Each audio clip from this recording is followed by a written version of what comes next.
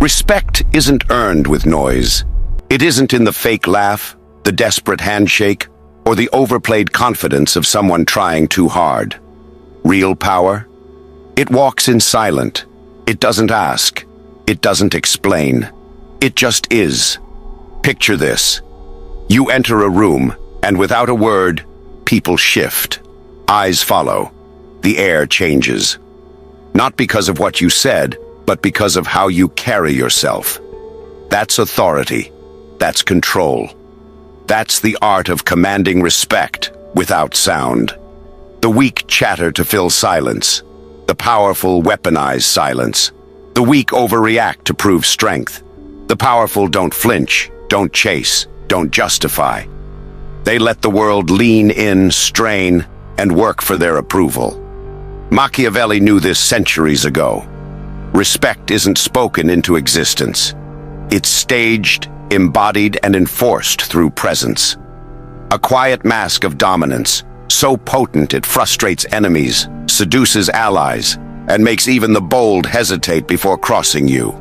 Stay here, because in this video, I'm giving you 5 Machiavellian moves to command respect without uttering a single word. Miss this, and you'll remain background noise. Watch it, and you'll own every room you step into. They say the eyes are the windows to the soul. That's poetic nonsense. In reality, the eyes are weapons, daggers, shields, crowns. The way you look at someone can crush them or crown them. Machiavelli would remind you, power isn't about what you feel, it's about what you project. And the stare is projection at its purest form. Think about this. When 2 predators lock eyes in the wild, words aren't exchanged. No speeches, no negotiations. Dominance is decided in the gaze. The weaker blinks, the stronger doesn't. That is the law of nature. And it hasn't changed for humans sitting in boardrooms, clubs, or even family tables. We're animals first. The stare speaks before your mouth ever opens. So how do you weaponize it? First rule, never dart. Weak men's eyes flick around a room like prey scanning for threats. Strong men move their eyes like kings distributing attention. Slow, deliberate. Every shift says, I decide what matters. Second rule, hold, don't glare. There's a difference between pressure and desperation. A glare is a loud bark. A steady hold is a loaded gun. Don't squint, don't strain, don't look like you're trying to intimidate. That's theater. And theater smells like fear. Instead, relax the face. Let your eyes stay calm. Still. That calmness terrifies more than rage ever could. Third rule, control the drop. The moment you look away matters. If you break too soon, you signal surrender. If you never break, you signal insecurity. Only the insecure need to prove they won't blink. The true master, he chooses when to end it. He looks away with ease, as if to say, I'm finished with you. That dismissal cuts deeper than any insult.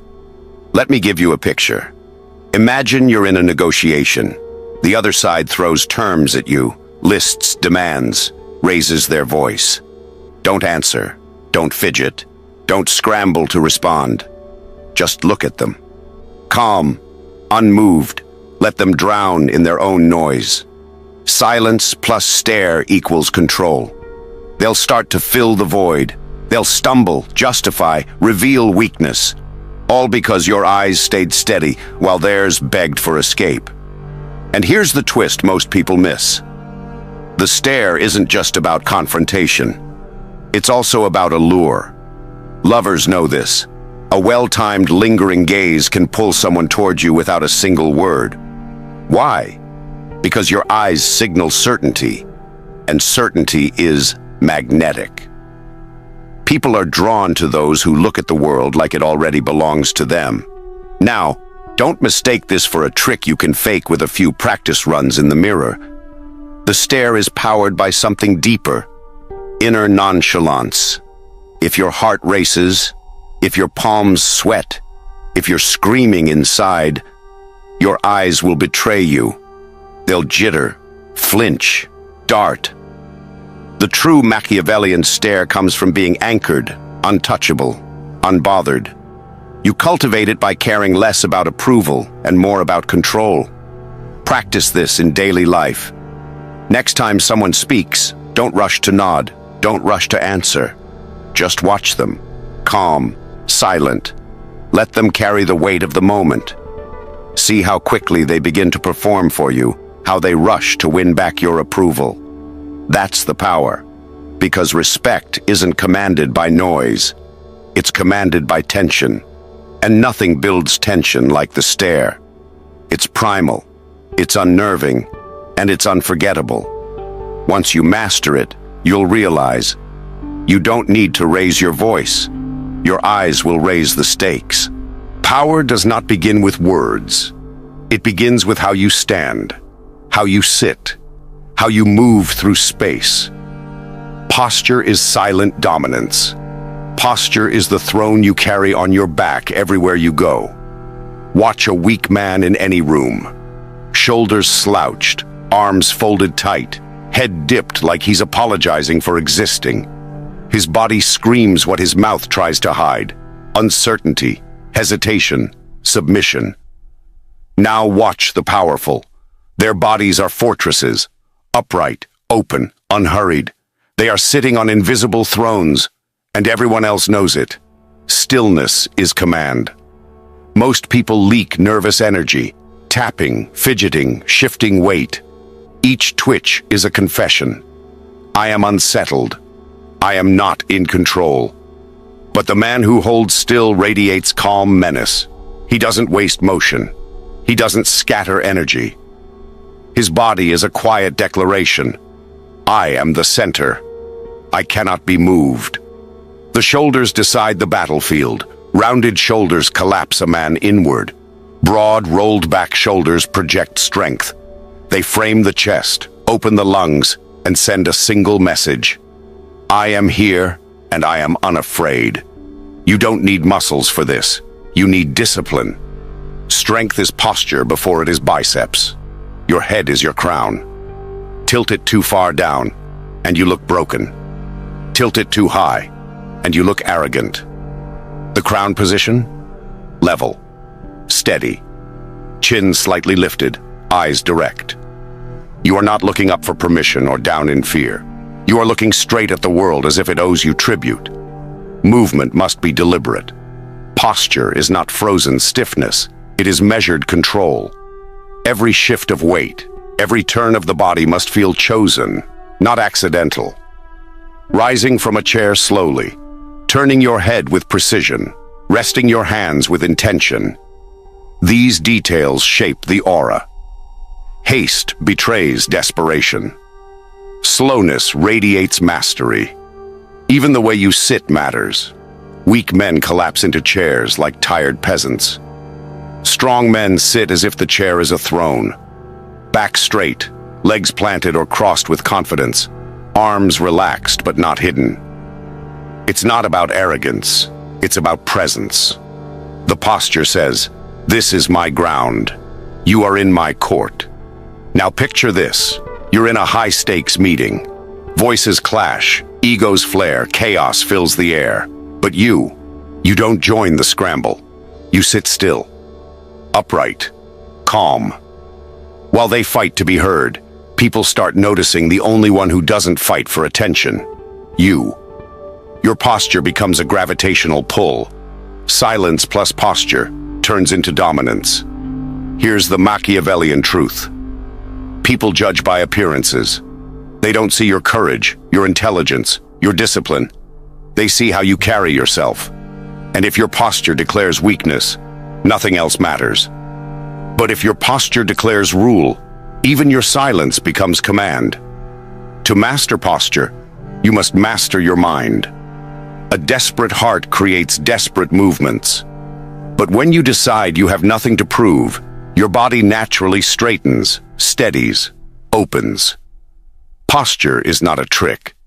It is a reflection of inner certainty, or at least the performance of it until it becomes real. Train this daily. When you walk into rooms, imagine you are carrying a throne on your back. When you sit, imagine you are a ruler receiving subjects. When you stand, imagine you are unshaken marble, not shifting sand. With time, your body will learn the language of power, and respect will follow without a word.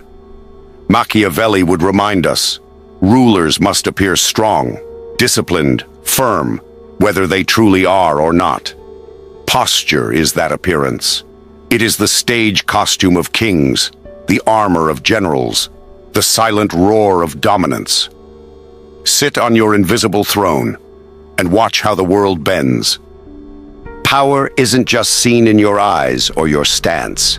Power is also displayed in the symbols you wear, the objects you use, and the rituals you perform. Humans are creatures of perception. Machiavelli understood this better than anyone. It is not enough to be strong. You must appear strong. Appearances are weapons. Symbols are signals. They tell the world who rules before you even open your mouth. Think of kings and generals. They drape themselves in robes, crowns, scepters, medals. Not because cloth and gold make them powerful, but because symbols remind everyone else of their authority. Modern men forget this truth. They dress sloppy, carry cheap distractions, move without ritual. And then they wonder why no one respects them. Respect begins with the stage you build around yourself. First law, dress with intention. Clothes are not decoration. They are armor. They are a uniform that broadcasts discipline, precision, authority. The sloppy man in wrinkled shirts and scuffed shoes screams, "I don't even control myself." The man in clean, sharp attire whispers, "I control everything." You don't need luxury brands. You need deliberate choices. Fit, color, and cleanliness are louder than logos. Second law, grooming is command. Your hair, your beard, your nails. These are details that tell the world whether you are chaos or order. Neglect them, and you look weak, distracted, unworthy of authority. Master them, and you radiate discipline. Power respects control, and control begins with your own body. Third law, objects are extensions of you. Every item you carry is a signal. The beaten-up wallet, the cracked phone, the cheap pen, they betray you. But the weight of a quality watch, the glide of a fine pen, the order of a tidy notebook, these are signals of seriousness. People read them subconsciously. Objects whisper, "This man operates at a higher standard." Fourth law, rituals create presence. Rituals are repeated gestures that become performances of authority. Pouring a drink slowly, removing gloves before you speak, taking a deliberate pause before sitting, lighting a cigar, adjusting a cufflink, flipping a notebook open. These aren't random habits. They are cues, stagecraft. Rituals slow time. They draw eyes. They make people wait. And in waiting, they grant you respect. Fifth law, control your entrances. The way you enter a room is itself a symbol. Do you rush in, desperate to be noticed? Or do you walk in like it's already your domain? A slow, steady entrance, well-dressed, calm, deliberate, is a performance more powerful than any speech. The room feels the weight of it before you say a word. Now imagine this scene. A man enters a meeting in a wrinkled hoodie, phone buzzing in his hand. He slouches into his chair, mutters a greeting. He might be intelligent, but no one takes him seriously. Contrast that with another man. Tailored jacket, polished shoes, watch glinting under the light.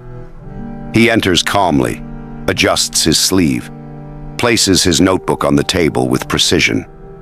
He hasn't spoken yet, but the room already knows who commands attention. Symbols also play in reverse. If you appear careless, if your objects are chaotic, if your rituals are sloppy, you project weakness. People sense it instantly. Respect is fragile. Lose it in your appearance and words can't repair it. Here's the Machiavellian twist. Symbols don't just fool others. They rewire you. When you wear sharp clothes, when you handle quality tools, when you perform deliberate rituals, you begin to feel disciplined, powerful, controlled. The mask becomes the man. The performance becomes reality. So build your stage, curate your symbols, strip away anything sloppy, cheap, careless. Replace them with signals of order, precision, strength. Train rituals until they become second nature. Let every detail around you echo authority. Machiavelli would remind us, people judge more by appearances than by truth. They cannot see your mind, but they can see your symbols. And if your symbols scream power, they will assume power belongs to you. Respect without words is theater, and the world is your audience. Noise is the language of the desperate. Silence is the language of the powerful. Most men cannot bear silence. They rush to fill it with chatter, jokes, nervous explanations, anything to escape the weight of nothingness. But the Machiavellian man, he knows silence is not emptiness. It is pressure. It is a blade invisible to the eye but sharp enough to cut the strongest opponent. Think about it. Silence makes people uncomfortable. It forces them inward, exposes their nerves. In conversation, when you don't respond immediately, the other person starts second-guessing themselves. They explain more, justify more, reveal more. Your silence pulls their secrets into the open. You didn't interrogate them. You didn't even ask. You just waited. And they handed you everything. First law of silence: resist the urge to rush. Weak men pounce on every pause, desperate to keep the energy flowing. Strong men let pauses stretch. Seconds feel like minutes. The tension builds. Others squirm, but you remain unmoved. That is the moment when control shifts to you. Second law: make silence strategic, not accidental. Silence without intent looks like confusion, but silence wielded deliberately feels like judgment. A long pause before answering a question can feel like a verdict. A calm stare without reply can feel heavier than an insult. The difference is posture and presence. Silence must look chosen, not stumbled into. Third law: use silence as denial. Enemies will try to bait you, provoke you, drag you into battles of words. Don't swing at every punch. Refuse to answer. Refuse to justify. Refuse to explain. Your silence says, your attack is beneath me. Nothing enrages a rival more than being ignored. They will overextend, lose composure, expose weakness, all because you denied them the dignity of response. Fourth law: silence creates scarcity. The less you speak, the more valuable your words become. If you chatter constantly, your voice is wallpaper. If you ration your words, people wait for them. Every sentence you finally deliver lands with force, simply because of the silence that preceded it. Fifth law: silence seduces. Lovers know this better than anyone. A well-timed pause, a withheld reply, a lingering gaze in silence, these create magnetic pull. Silence is mystery. Mystery is power. The less you reveal, the more others project onto you. They imagine depth, strength, certainty. Silence lets you become larger than life. Picture this. You're in a negotiation. The other side pushes their demands, talking faster, louder, filling the air with noise. You don't answer. You don't interrupt. You don't rush. You sit calm, silent. They begin to stumble. Their words tangle. Their confidence erodes. Finally, they ask, "What do you think?" That's when you know you've already won, before you said a word. Or imagine an enemy hurling insults at you in front of others. The crowd waits for your comeback, your anger, your defense. Instead, you give nothing. No reaction, no reply, just silence. He looks like a fool screaming at a wall. You look untouchable. That silence damages him more than any counterattack ever could. Understand this. Silence is not passive. It is active restraint. It is a blade you sharpen with patience. The weak can't hold it. They break, they blurt, they babble. The strong let silence work for them. Machiavelli would call this the mask of control. A ruler must appear unshaken, unmoved. Silence is the mask. It hides weakness, creates mystery, and projects dominance. It makes people fill the void with their own fear, their own doubts, their own desire for approval. So train yourself. In conversation, add seconds before replying. In arguments, cut words in half. In rooms, let others scramble while you sit in calm silence. Watch how the balance shifts. Watch how respect flows toward the man who doesn't beg to be heard, but makes others fight for his voice. Because silence isn't nothing. Silence is everything. And when you wield it like a weapon, you'll command respect without lifting a finger or saying a single word. All the silence, all the posture, all the symbols in the world mean nothing if you hesitate when the moment comes. Respect is built in tension, but it is sealed in decisive action. The stare holds them. The posture anchors you. The silence unsettles them. The symbols impress them. But the strike is what makes them obey. Machiavelli understood this. Fortune favors the bold. A prince can posture all day, but if he fails to act when the time is right, he loses everything. The world respects decisiveness because decisiveness is certainty, and certainty is rare. First law of the strike, wait. The weak rush in too soon, desperate to act, desperate to prove themselves. They show their hand before the game even begins. The powerful wait. They hold. They let others waste energy, burn themselves out, reveal weaknesses. They create the silence that makes others desperate. And then, when the moment is perfect, they strike. Second law, hit clean, hit hard. Half measures kill respect. If you must act, act with finality. Don't fumble, don't wobble, don't second guess. Cut clean. Whether it's delivering a decision, ending an argument, or shutting down disrespect, make the move swift and sharp. The world respects clarity. It despises hesitation. Third law, show no flinch. After you strike, do not explain, do not justify, do not apologize. The desperate scramble to smooth things over. The powerful stand in the wreckage, unmoved. Your decisiveness is the message. I choose, I execute. I do not beg forgiveness. That unshaken calm after the strike is what brands you as untouchable.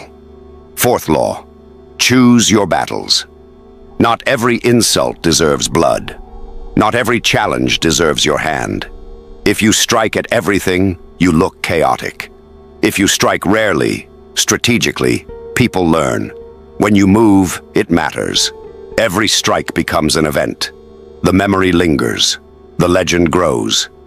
Fifth law, own the aftermath. Action without follow-through is noise. Action followed by command is empire. After the strike, maintain composure. Keep stillness. Keep silence. Let others process, react, tremble. Do not dilute your act with chatter. The more calm you appear after action, the more terrifying your decisiveness becomes. Picture this. You're in a debate. Voices rise, interruptions fly. You've been silent, composed, letting them scramble. Finally, you lean forward, deliver one line, cold, sharp, undeniable. Then you lean back. You don't argue further. You don't explain. The room shifts. Respect hardens. You didn't win with volume. You won with timing and precision. Or imagine disrespect in public. Someone mocks you, waiting for you to snap. You don't bite. You don't argue. You wait. Then, when the moment is right, you deliver one action. A look, a cutting remark, a decisive move. Then silence. That single strike silences not just your rival, but the entire room. They remember it long after the noise fades. This is the paradox. Restraint builds suspense, but decisive action builds respect. Too much restraint, and they doubt you. Too much action, and they dismiss you. The balance is art. But when mastered, the strike cements you as someone who cannot be ignored, cannot be toyed with, cannot be dismissed. Machiavelli would tell you, it is better to be feared than loved if you cannot be both. Fear is born not from posture or silence alone, but from the strike. It is the reminder that behind your calm mask lies steel. So remember this. Respect is not begged. Respect is taken. You take it with your eyes, your body, your silence, your symbols. And then you seal it with the strike. And if you followed me through this series, you now carry the full arsenal of Machiavellian power. You know how to command respect without a word. But power unused is power wasted. Practice it, master it, live it. If this message cut through the noise for you, if you want more tools to sharpen your presence and harden your dominance, then do the powerful thing. Like this video, subscribe to this channel, and join me in building a world where respect is commanded, not requested.